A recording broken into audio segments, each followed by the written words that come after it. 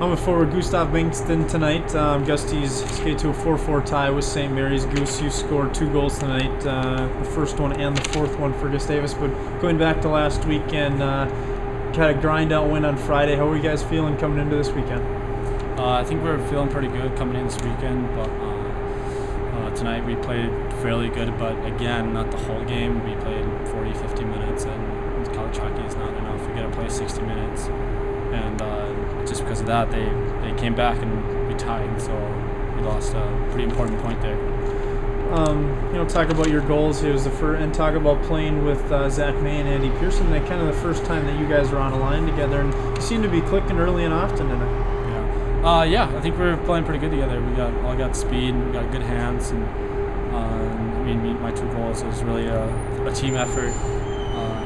Just trying to put the puck in the net, so nothing fancy there. So we gotta come out tomorrow, play hard in all 60 minutes, and don't look back at this game. Really. Yeah, key points tomorrow. What do you want to take from tonight? What do you want to improve on going into the finale tomorrow?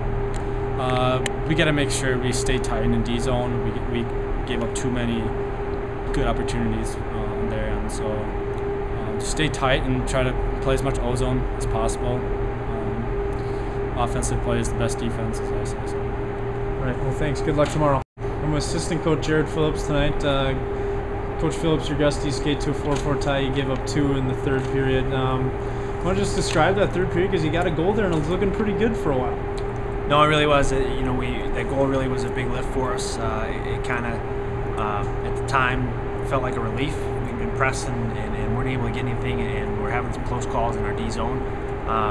And we were able to get one there, and I thought that might be the edge that we needed to really kind of put the nail in the coffin and move forward and keep moving, trying to get us another one. But it just wasn't meant to be. And St. Mary's doesn't quit. They didn't quit tonight, and they found a way to get pucks to the net. Crazy things happen when you throw the puck on the net, and we saw that tonight on both ends of the rink. And it's a disappointment on our end to not get that second point, but we still got 1 point, which is better than none.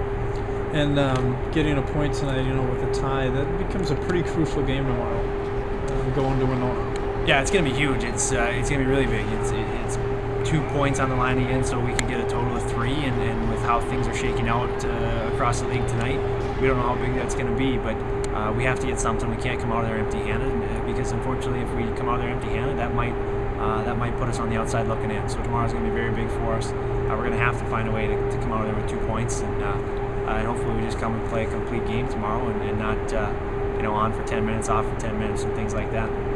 Well, like Gustav said, it was kind of an up-and-down game for you guys, and working on putting a full 60 minutes together, I thought there were shifts where you guys looked really well, and then we talked about the intermission shifts where you guys looked like they were kind of in cement a little bit. Right, I would agree with you 100%. I think we got off to a pretty good start. Even the first period, putting up 3 was great, but even still, there were times where our feet weren't moving and where St. Mary's was really taking the play to us, and we, at times you could say we were lucky that we got out of there up 3-1.